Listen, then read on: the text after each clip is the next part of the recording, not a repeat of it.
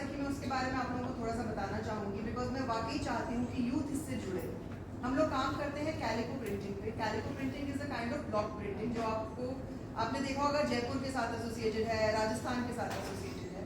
What many of us don't know that Jammu had a history of calico printing. Samba को बोलते ही शीटों वाला शहर है। शीटों मतलब शीट, जो sheet not bedsheet but sheet जो उसपे कलर पड़ता है, सो उसको शीटों वाला से शहर बोलते थे, क्योंकि हमारा डिक्शन उसको शीट बोलते हैं जम्मू में। अगर अक्षय को इसको बोला जाता है तो it has been carried on a शीटों वाला शहर। So that was the history कि यहाँ पे ब्लॉक प्रिंटिंग हुआ करती थी।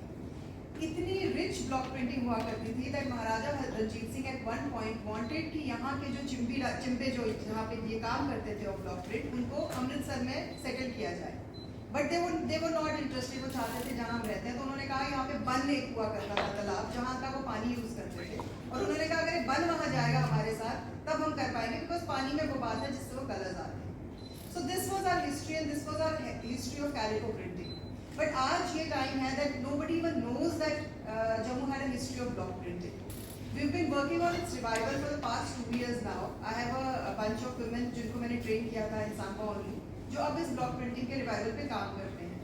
लास्ट ईयर हम लोग पहले दिल्ली हाट गए फॉर एग्जीबिशन, फिर हम ट्रेड फेयर गए, और दोनों जगह यही हुआ जब हमको हमारा बोर्ड दिखता था ब्लॉक प्रिंटिंग का।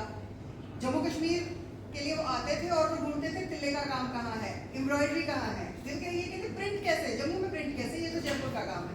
And then I had to tell the entire history, जैसे मैंने आप लोगों को आज नरेट करी, so I had to tell the entire history to each and every person, and it gave me a lot of satisfaction कि हाँ जब मैं वहाँ से वापस आ रही हूँ तो कम से कम 100-200 लोगों को मैं बता के आ रही हूँ कि हाँ जम्मू कश्मीर में भी ब्लॉक प्रिंट हुआ करता था।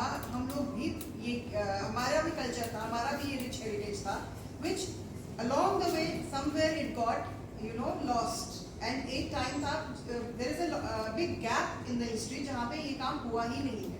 Now government has been working on its revival for past 10 years, and up now there have been so many centers that have been set up. But for the youth I really want कि आप लोग इसके बारे में पढ़ें, सुने, इसकी pride लें, इसको पहनना शुरू करें। My dear friend Anisa is wearing our calico sari, this beautiful This is what we are working. This is the kind of revival that we are working on. और एक बहुत trendy, fashionable चीजें हैं जो हम बना रहे हैं. We are doing dupattas also, we are doing bed sheets also, and tell people about it that this was our history. हमारे पास भी एक rich legacy, हमारे पास एक rich handicraft है जो हमारे we should be proudly wearing it, and telling people about it that this is what we have and how rich culture, the rich heritage that we have been carrying. So thank you so much for providing us also with this platform. Thank you so much, ma'am, for representing.